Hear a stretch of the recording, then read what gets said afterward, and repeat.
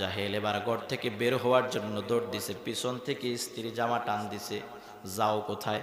বলে শোনো নাই, আমার বাতিজা মোহাম্মদ আমার জন্য উপহার আনছে, আমার জন্য গিফট আনছে, হাদিয়া আনছে, হাদিয়াটা গ্রহণ করার জন্য আমি যাচ্ছি। ভিতর থেকে স্ত্রী বলে না না, যাওয়ার দরকার নাই, ওকে ধমক দিয়ে ঘরের ভেতর থেকেই তাড়িয়ে দাও, মিথ্যা বলছে। আবু জাহেল এবার স্ত্রীকে ধমক দিয়ে বলে তুমি চুপ করো, আমার বাতিজা মোহাম্মদকে ছোট্ট সময় থেকে আমি চিনি, আমার চোখের সামনেই আমার বাতিজা বড় হয়েছে। ছোট্ট সময় থেকে আজ পর্যন্ত মক্কার মধ্যে এমন কোন বাপের বেটা নাই আমার সামনে দাঁড়ায় বলবে আমার বাতিজা তার জীবনে একটাও মিথ্যা বলেছে, বরং আমার বাতিজা হচ্ছে মহা সত্যবাদী। শুধু মক্কার মধ্যে নয়, আমি আবু জাহেল গ্যারান্টি দিয়ে দিলাম গোটা পৃথিবীতে আমার বাতিজা মুহাম্মদের মতো মহা সত্যবাদী একজন খুঁজে পাওয়া যাবে না। আল্লাহু আকবার।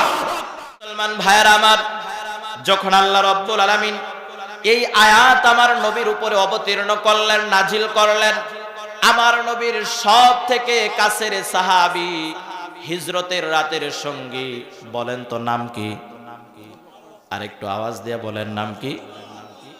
হযরতে আবু বকর সিদ্দিক রাদিয়াল্লাহু তাআলা আনহুকে ডাক দিয়া বললেন, আবু বকর, আমার আল্লাহ রাব্বুল আলামিন আমাকে কোরআনের দাওয়াত দিতে বলেছেন, আমি কোরআনের দাওয়াত নিয়ে যাব। আবু বকর জিজ্ঞাসা করলেন, ইয়া রাসূলুল্লাহ, ওগো নবীজি, আপনি কোথায় কোরআনের দাওয়াত নিয়ে যাবেন? কার কাছে কোরআনের দাওয়াত নিয়ে যাবেন? আমার নবীজি বললেন, আবু বকর, এই সময়ে মক্কার কুখ্যাত কাফের, কুখ্যাত বেঈমান, আমার শত্রু, ইসলামের শত্রু, কোরআনের শত্রু মিস্টার আবু জাহেলের বাড়িতে আমি রাসূল কোরআনের দাওয়াত নিয়ে যাব। আল্লাহু আকবার। কার বাড়িতে? কথা বলতে হবে আপনাদের। কার বাড়িতে? আবু জাহেল। রাসূলের বন্ধু না শত্রু? কোরআনের শত্রু না বন্ধু?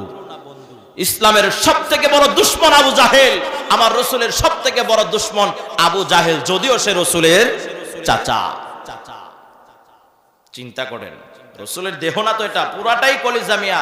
শত্রুর বাড়িতে কোরআনের দাওয়াত নিয়ে যাবে, যেই শত্রু, তাও এমন শত্রু যে রাসূলকে দেখতেই পারে না, কোরআন সহ্যই করতে পারে না, সেই বাড়িতে রাসূল কোরআনের দাওয়াত নিয়ে যাবে।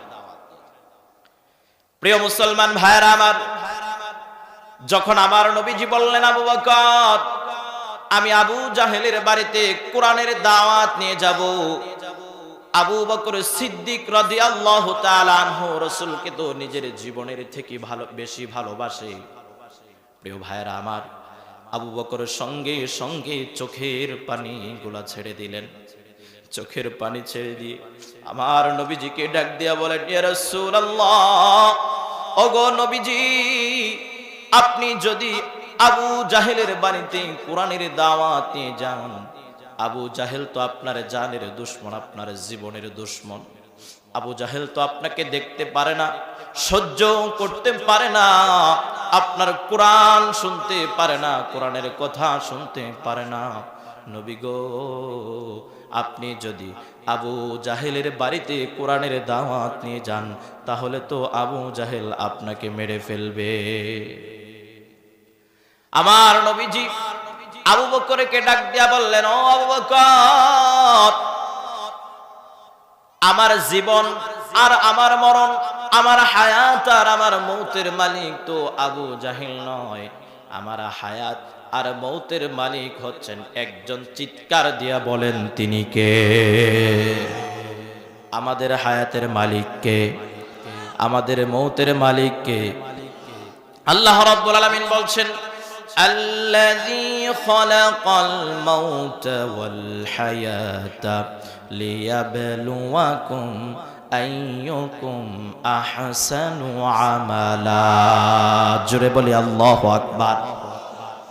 আল্লাহ তাআলা বলছেন, হায়াত আর মৌত, জীবন আর মরণ, এই দুইটা দুনিয়ার কোনো মানুষ সৃষ্টি করেন নাই।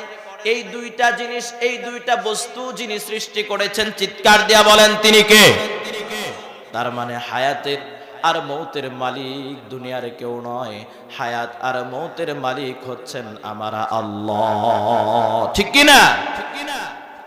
প্রিয় মুসলমান ভাইরা আমার নবীজি আবু বকরকে ডাক দিয়া বললেন, আবু বকর, আবু জাহেল কেন, আবু জাহেলের গোষ্ঠী সহ যদি আসে আমি রাসূলকে হত্যা করার জন্যে, আমি রাসূলকে মারার জন্যে, তারা কখনো আমাকে মারতে পারবে না, কারণ আমার হায়াতের মালিক আমার রব আমার আল্লাহ।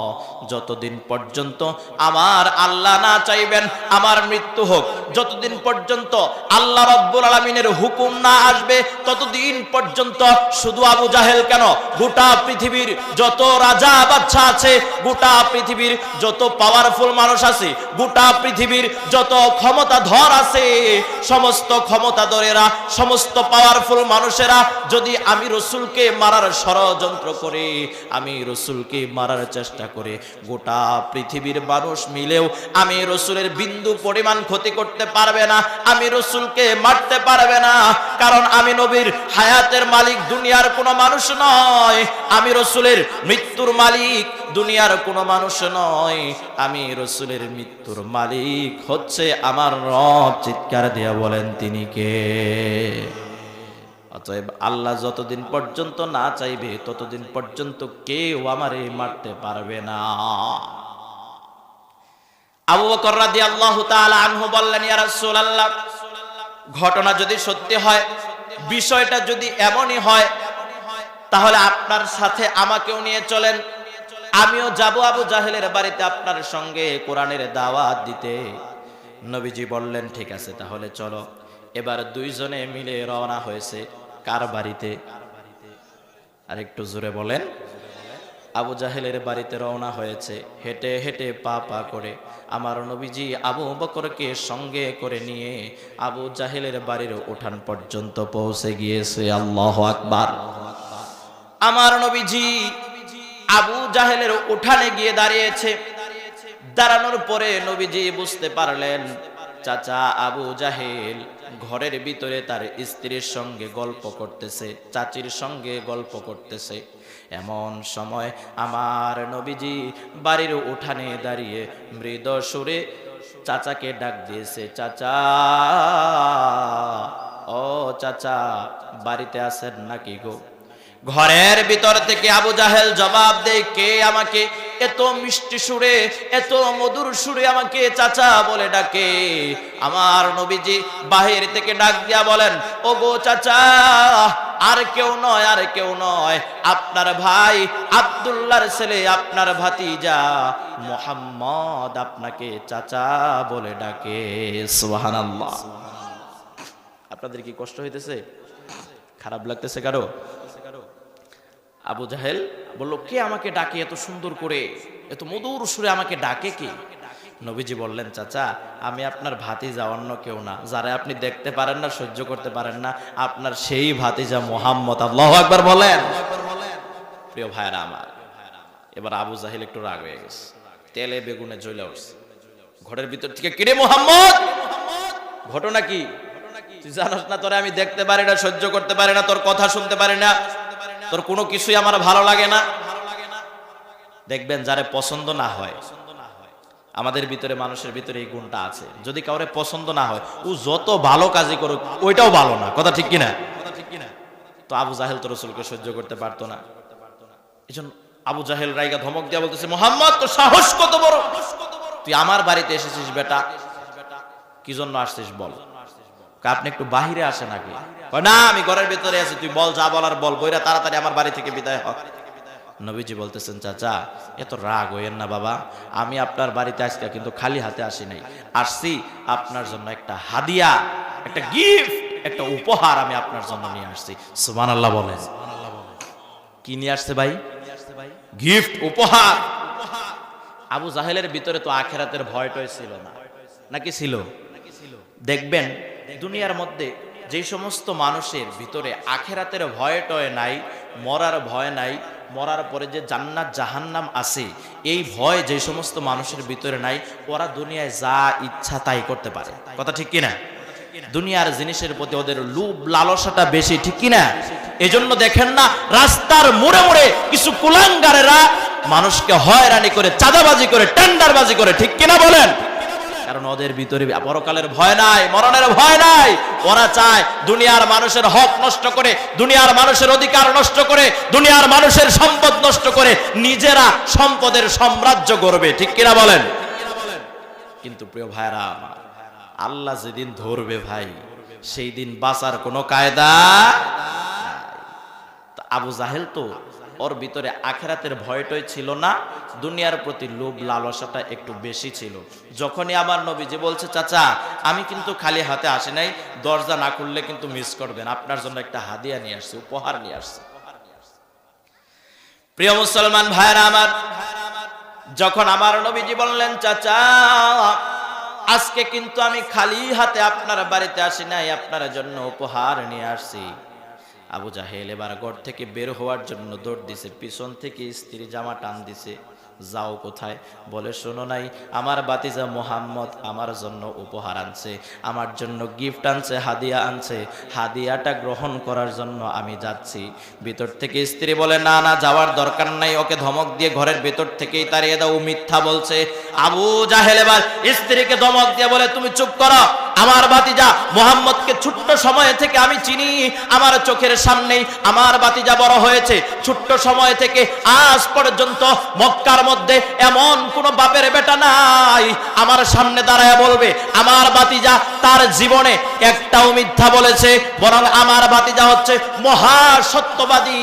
শুধু মক্কার মধ্যে নয়, আমি আবু জাহেল গ্যারান্টি দিয়ে দিলাম, গোটা পৃথিবীতে আমার বাতিজা মুহাম্মদের মতো মহা সত্যবাদী একজন খুঁজে পাওয়া যাবে না।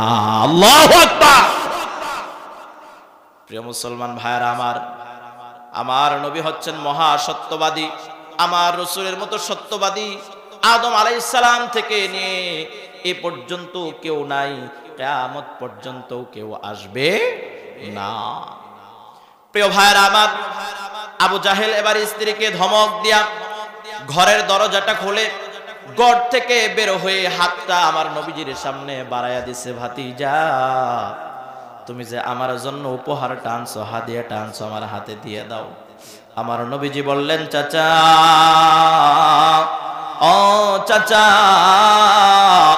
আজকে যে হাদিয়া আমি আপনার জন্য আনছি, এই হাদিয়াটা, এই উপহারটা তো হাতের মধ্যে দেওয়া যায় না। বলে তাহলে কিসে দিবা? ঘর থেকে দৌড় দিয়ে একটা প্লেট আনছে, প্লেটের মধ্যে দিবা। বলে না চাচা না, এই হাদিয়া প্লেটের মধ্যেও দেওয়া যায় না, তাহলে কি ব্যাগের মধ্যে দিবা? না গো চাচা, ব্যাগের মধ্যেও দেওয়া যায় না।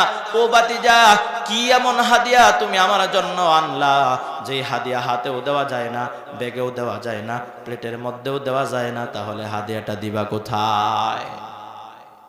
আমার নবীজি বললেন, চাচা আজকে এমন একটা হাদিয়া আমি আপনার জন্য নিয়ে আসছি, এমন একটা উপহার, এমন একটা গিফট আমি আপনার জন্য আনছি, এটা হাতেও দেওয়া যায় না, ব্যাগেও দেওয়া যায় না, প্লেটেও দেওয়া যায় না। আল্লাহু আকবার। তাহলে বাতিজা এই হাদিয়াটা দিবা কোথায়? বলে চাচা আজকে যেই হাদিয়াটা আপনার জন্য আনছি, এইটা আমি আপনার কানের মধ্যে ঢুকাইয়া দিব। সুবহানাল্লাহ।